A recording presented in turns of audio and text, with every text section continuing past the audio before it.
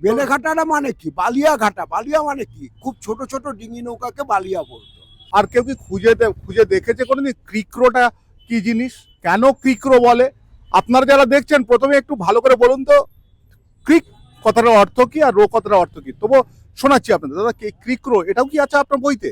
হ্যাঁ, এটা আমাদের আসলে কলকাতা জুড়ে গল্প তো। হ্যাঁ, আজকাল যেখানে আমরা ছেলে মেয়েকে বলি মানে ন্যাস্টি, অর্থাৎ আগে যেটা বলা হতো নোংরা হাত দিও না, এখন তাকে বলি আমরা ন্যাস্টি। আর সেই যুগে কলকাতার সঙ্গে ডিহি কলকাতাটা যোগ করা, এটা কিন্তু মানে মানে এই ডিহি শব্দটা আপনি মানুষকে পুরনো করে দেবেন নাকি? মন্বন্তরের পর যে কলকাতা, সেই কলকাতা তখন সবে গড়ে উঠছে। এই সবে গড়ে ওঠার যে কলকাতা, তার এটা আখ্যান।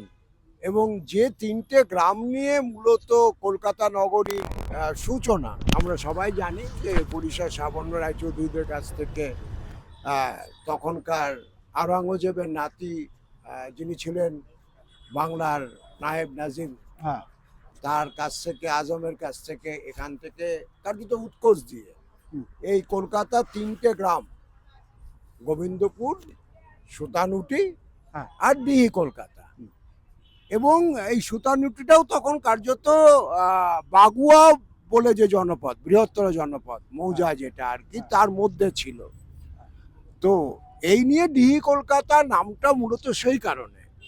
না না, বলছি দেখুন আমরা কলকাতার সম্বন্ধে, কলকাতায় কোথায় যাব, ডালহৌসি যাব, কলকাতার কোথায় যাবো, এখানে যাব ওখানে যাব, আরে বাবা খাল বিলের সম্পূর্ণ একটা কলকাতা।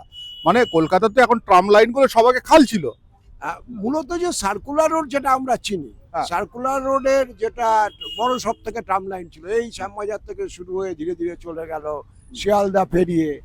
এখন এই গোটা সার্কুলার রোডটা 1741 সালে কাটা একটা বড় খাল বুঝিয়ে তৈরি, খুব খুব বড় খাল বুঝিয়ে তৈরি। এখন এটার সঙ্গে একটা গল্প জড়িয়ে আছে, ওটাকে মারাঠা খাল বলা হয়। কারণ মারাঠা হামলা রুখবার জন্য ওই খালটা মারাঠারা ঘোড়ায় করে আসতো। আচ্ছা, তো এটা রণকৌশলগত একটা ব্যাপার ছিল যে বড় চওড়া একটা খাল কাটলে সেটা ঘোড়া ওরম লাফিয়ে হুড় করে ঢুকে পড়তে পারবে না। কারণ বর্গীরা হাজারে হাজারে, প্রায় 50,000 ফৌজ নিয়ে তারা রওনা হতো। হ্যাঁ, এই ভাস্কর পণ্ডিত যাদের কথা আমাদের বাংলা ছড়ায় ঢুকে গেছে, যে ছেলে ঘুমলো, পাড়া জুড়লো, বর্গী এলো দেশে, বুলবুলিতে ধান খেয়েছে, খাজনা দেবো কিসে। তো সেই বর্গীর হামলা রোকবার জন্য কলকাতার মানুষরা, নেটিভ কলকাতার মানুষরা এই 1741 সালে প্রায় 6 মাস ধরে এই একটা খাল কেটেছিল অর্ধবৃত্তাকারে। তো সেই খাল কাটা যখন 1790-91-তে ওই খালটা বুঝিয়েই রাস্তাটা তৈরি হয়, যেটাকে এখন আমরা এজেসি বোস রোড আর এপিসি বোস রোড নামে চিনি। ঠিক। তো এটা অর্ধবৃত্তাকারে ছিল, পুরো বৃত্তাকারে কাটবার কথা ছিল, তাই এটার নাম হলো সার্কুলার রোড। আসলে আমাদের এই আমাদের প্রজন্ম না, আমাদের পরের প্রজন্ম কিংবা তার পরের প্রজন্ম এখন শাহরুখ খানের বাড়ি কোথায়, মান্নাত, সেখানে গিয়ে ছবি দেয়। গ্রিক হচ্ছে মানে হচ্ছে খাড়ি, গ্রিক কথাটা ইংরাজি, এর মানে হচ্ছে খাড়ি। এখন রো কথার মানে আমরা সবাই জানি যে রাস্তাকে, সংকীর্ণ রাস্তাকে রো বলে সাধারণত। তো এখানে ক্রিক বলা এই কারণে যে ওখানে সত্যি সত্যি একটা খাড়ি ছিল। এই খাড়িটা শুরু হয়েছিল চাঁদপাল ঘাট থেকে, গঙ্গার থেকে একটা বড় খাল, খুব বড় খাল। সেটা এসে চাঁদপাল ঘাট থেকে শুরু হয়ে জিপিও, মানে এখন যেখানে জিপিও, তার পাশ দিয়ে রাজভবনকে ডান দিকে রেখে, মলঙ্গা লেনকে বাঁ দিকে রেখে, সুবোধ মল্লিক স্কোয়ার হয়ে, বেলেঘাটা হয়ে এই খালটা এসে পড়েছিল হচ্ছে এই চিংড়িঘাটার কাছে সেন্ট্রাল লেক চ্যানেলে। মানে তখন লবণ হ্রদ পুরোটাই হচ্ছে হ্রদ। এখন যেটা বিধাননগর আমরা দেখছি, মানে আমরা যেখানে দাঁড়িয়ে রয়েছি এটা তখন একটা হ্রদ ছিল। হ্যাঁ অবশ্যই, এটা একটা জলাভূমি বিশাল। মানে এইখানে বিদ্যাধরী নদী একদিকে, মানে পূর্ব প্রান্তে হচ্ছে বিদ্যাধরী নদী আর পশ্চিম প্রান্তে হচ্ছে গঙ্গা। এর মাঝখান দিয়ে গোবিন্দপুর এবং ডিহি কলকাতা তার সীমানা নির্ধারণ করেছিল এই ক্রিকটা, যে ক্রিকর নামে হচ্ছে ক্রিকরো। আচ্ছা, সব থেকে মজার ব্যাপার কি জানেন, এই যে আমরা যেখানে দাঁড়িয়ে আছি এটা ছিল আগে লবণ হ্রদ, তাই তো? হ্যাঁ, এখানে পরপর ভেরি ছিল, 13টা ভেরি। আমাদের এইটা লবণ জলা জায়গা ছিল, এখান থেকে শুরু হচ্ছে। এই যে নাম কি, না এই জায়গাটার নাম কি, চিংড়িঘাটা। তো আপনি এই যে ঘাটা কথাটা যেখানে যেখানে খুঁজে পাবেন, চিংড়িঘাটা বলুন, বেলেঘাটা বলুন, এগুলো প্রত্যেক কটা জিনিস জানবেন কোন নদী খাতের বা নদী পথের উপরে ছিল। হ্যাঁ। বেলেঘাটাটা মানে কি, বালিয়া ঘাটা, বালিয়া মানে কি, খুব ছোট ছোট ডিঙি নৌকাকে বালিয়া বলতো। আচ্ছা, তো এই এন্টায়ার পূর্ববঙ্গের যে বাণিজ্যটা চলতো, চাল আসতো, কাঠ আসতো, মধু আসতো, হরিণের মাংস আসতো, এখন খেতে গেলে পুলিশ ধরবে নিষিদ্ধ। কিন্তু এই এন্টায়ার যে বিশাল ট্রেডটা, এই বরিশাল বলুন, খুলনা বলুন, ইভেন বার্মার যে কাঠ, এই হ্যাঁ। সবের গেটওয়ে ছিল হচ্ছে সুন্দরবন। আর সুন্দরবন দিয়ে ঢুকে এসে এই হ্যাঁ। বিদ্যাধরী নদী দিয়ে এসে এই বালিয়াঘাটাতে চাল নামতো। একটু হয়ে গেল, এখনো চাউলপট্টি রোড আছে, হ্যাঁ, চাউলপট্টি রোড আছে, একদম হ্যাঁ। ওখানে বড় বেলেঘাটা বড় চাউলপট্টি। চাল, হ্যাঁ, বার্মার এন্টার চালটা ওখানে নামতো। আচ্ছা, আর শিয়ালদায় তখন গিয়ে শিয়ালদহ আর কি, দহ মানে হচ্ছে মার্সল্যান্ড, জলাভূমি। আচ্ছা, তো এই শিয়ালদহতে ছিল হচ্ছে আপনার সব থেকে বড় বাজার, যেখানে জবচার্নক ওই বট গাছের নিচে বসে থাকতেন। আচ্ছা, তো ওইখানে নৌকা গিয়ে পৌঁছতো। আচ্ছা, একটা মজার ব্যাপার বলি, দাদা যেটা বলছেন, আচ্ছা মধ্যে আপনাদের বলে দিই, দাদার কিন্তু এবার বই মেলায় ডিহি কলকাতার উপর থেকে বই বেরোচ্ছে, কত নম্বর স্টল হবে ওটা? ওটা ৩৮২ দা বুক ক্যাফে।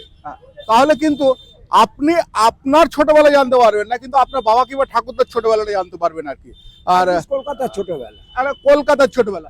আর সব থেকে মজার ব্যাপার বলি, এই যে এই জায়গাটা ছিল জলাভূমি, বুঝলেন?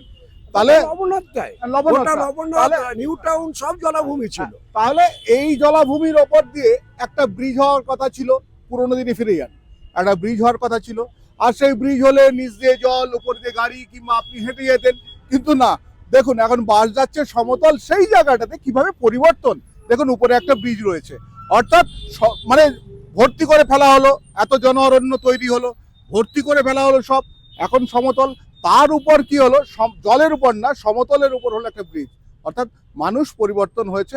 আর আপনার পরিবর্তনের সমস্ত কিছু জানতে গেলে আপনাকে নিঃসন্দেহে একটু ধৈর্য ধরতে হবে, আরও পড়তে হবে, বইটার নিন, সঙ্গে হাতে নিন, জানুন। আপনি অনেক ভাষা ভুলে গেছেন, প্রথমে বললাম না ন্যাস্টি, ওই ন্যাস্টিটা আপনি শিখে গেছেন, কিন্তু নোংরাটা এখনো শেখেনি। নোংরা আপনার মুখে বলতে গেলে এখন লজ্জা লাগে। তবে দাদা, মানে দাদা সুমিত চৌধুরীর এইবারের, অর্থাৎ এই বই মেলাতে, দাদা বলে দিন একটু ভালো করে। হ্যাঁ, আমাদের যে বইটা আর কি, আমাদের বললাম এই কারণে, এটা কলকাতার সমস্ত মানুষ যারা কলকাতার ইতিহাস বা আঞ্চলিক ইতিহাস চর্চা করেন, সবার ভালো লাগা উপন্যাস। এটা উপন্যাসের আদলে ইতিহাস নয়, এটা ইতিহাসের আদলে উপন্যাস বলা যেতে পারে। ডিহি কলকাতার দিননামা, প্রকাশক হচ্ছে দ্য বুক ক্যাফে। আর এটা ৩৮২ নম্বর স্টল, ৭ নম্বর গেটের কাছে এখানে প্রকাশিত হচ্ছে। আপনারা যারা কলকাতার ইতিহাস জানতে চান, আঞ্চলিক ইতিহাস জানতে চান, আপনারা যদি একবার হাত উল্টে নিয়ে দেখেন বইমেলায় এসে, আমরা খুব খুশি হব। আর স্লোগানটা তো অনেক পুরনো, কেনাকাটা ব্যক্তিগত ব্যাপার, দেখাশোনা ফ্রি। অর্থাৎ এর পরেরটা আপনাদের জানাবো, হাওড়া স্টেশন, হাওড়াটা কেন হলো সেটাও তো আসবে দাদা, সেটাও আস্তে আস্তে বেরোবে, তাই তো? হ্যাঁ, সে এই আঞ্চলিক ইতিহাস মানুষ যদি শুনতে চায়, হ্যাঁ। আমার বই যদি কিছু বিক্রি হয়, তবে তো প্রকাশক তার টাকাটা তুলতে পারবে, যিনি ইনভেস্ট করেছেন। আমার তো পয়সা খরচ করে ছাপানোর মতো ক্ষমতা নেই, আমরা লিখতে পারি। তো একদম। আঞ্চলিক ইতিহাস মানুষ যদি জানতে চান, তার দেশের অতীত যদি জানতে চান, আর ধনুকের ছিলা তো সম্মুখ গতি হেতু পিছু হটে, ধনুকের ছিলা পিছনের দিকে টানতে হয় কেন, তীরটা সামনের দিকে যাতে যেতে পারে। ঠিক। তো আজকের সোশ্যাল রিয়েলিটি, আজকের আরবান যে স্ট্রাকচার, তার রিয়েলিটি, নগরের যে ইতিহাস, সেটা যদি আজকে কেউ মানুষ বুঝতে চায়, তাকে একটু অতীত চর্চা করতে হবে, একটু অতীতচারী হতে হবে। ঠিক। তো সুতরাং মানুষের উৎসাহ পেলে আমরা নিশ্চয়ই আঞ্চলিক ইতিহাসে আরো বই বার করবো। বিখ্যাত সাংবাদিক সুমিত চৌধুরী, অনেকেই চেনে না, কারণ এনার পকেটে কোনোদিন তেলের শিশি পাবেন না, আর তার জন্যই ইনি কিন্তু পেছনেই থাকলেন। ওনার কথাবার্তা সমস্ত কিছু শুনে আমার মনে হয় আপনাদের একটু বিশ্বাস হবে যে একজন সঠিক জ্ঞানী মানুষ, তিনি সংবাদ মাধ্যম থেকে একটু দূরে সরে গেছেন, কিন্তু তার জ্ঞানের ভাণ্ডারটা বইয়ের মধ্যে দিয়ে এবার বিস্তার করছেন। আশা করি কিনবেন, একটু হাত বাড়ান, আরো অনেক কিছু জানতে পারবেন। কারণ শুধু তো শুনেছেন মানুষ বানর ছিল, আপনার গায়ে লোম কত ছিল, আর সেই লোম থেকে এখন কি লোমে দাঁড়ালো, একটু ভালো করে ভাবুন। আমি শঙ্কর আছি আপনাদের সঙ্গে, ইন্ডি নিউজ 24, দেখতে থাকুন।